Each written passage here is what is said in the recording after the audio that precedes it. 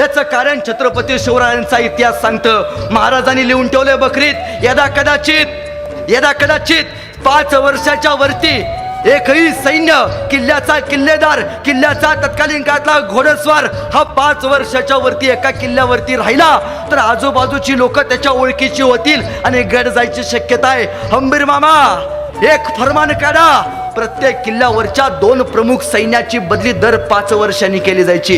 ही महाराजांची संकल्पना आहे.